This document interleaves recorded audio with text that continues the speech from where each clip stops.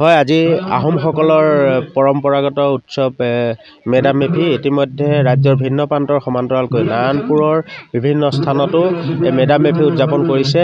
এই মুহূৰ্তত মই উপস্থিত আছোঁ ভোলাবৰী অঞ্চলত। ভোলাবৰী অঞ্চলতো আহোম সভাৰ উদ্যোগত ইয়াত মেডাম মেফি কাৰ্যসূচী ৰূপায়ণ কৰিছে। আমি পোনে পোনে সেই কাৰ্যসূচীৰ মাজলৈ সোমাই যাবলৈ চেষ্টা কৰিছোঁ। ইতিমধ্যে ইয়াত আকৰ্ষণীয় ৰূপত বৰটোপ নিৰ্মাণ কৰি উলিওৱা হৈছে। সমান্তৰালকৈ 45টা ইয়াত মৈদাম অস্থায়ী ৰূপত নিৰ্মাণ কৰি ইয়াত মৈদাম তৰ্পণ কাৰ্যসূচী সমাপন কৰিছে। আৰু তাৰ সমান্তৰালকৈ ইয়াত আচলতে যি মাংগলিক কাৰ্যসূচীও ইয়াত ইতিমধ্যে পুৰোহিতসকলে কৰি থকা দেখিবলৈ পোৱা গৈছে। আমি পোনে পোনে সেই মাংগলিক কাৰ্যসূচীৰ মাজলৈ সোমাই যাবলৈ চেষ্টা কৰিছোঁ।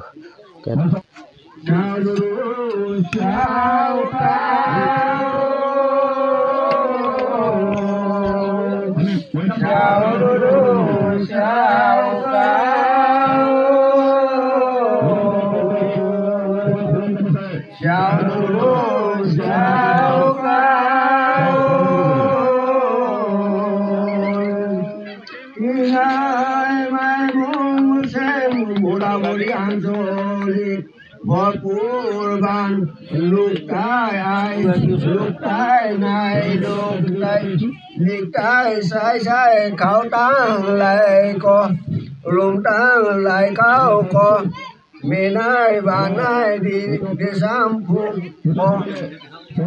কান বিক কান হেউ কেতে সুমুখি রুপি কেতে লালা কেতে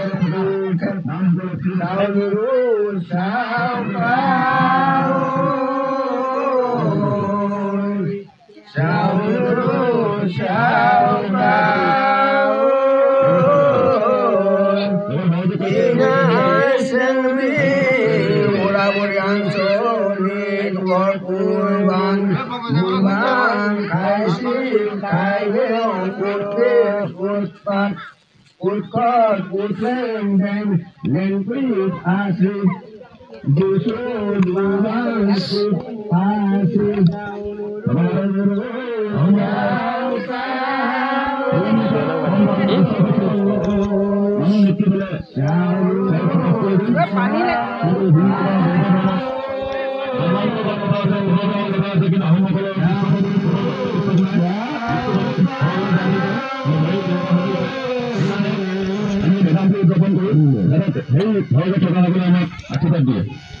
হয়, এনেদৰে আচলতে এই নাৰায়ণপুৰৰ ভোলাবৰী অঞ্চলতো ইয়াত পৰম্পৰাগত যি উৎসৱ এই মেডাম মেফি উদযাপন কৰিছে।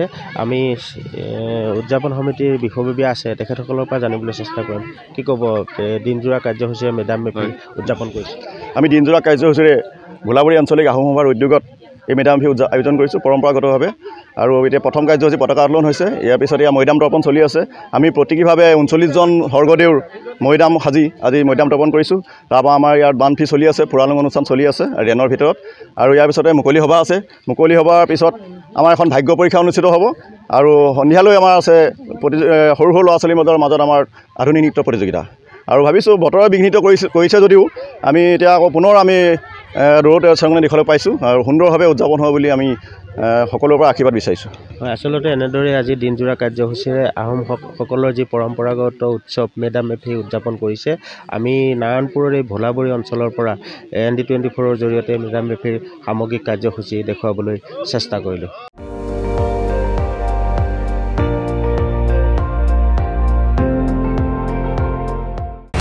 আপুনি চাই আছে ND24 সৰ্বশ্ৰেষ্ঠ নহয় সৰ্বোত্তমৰ দৌৰত।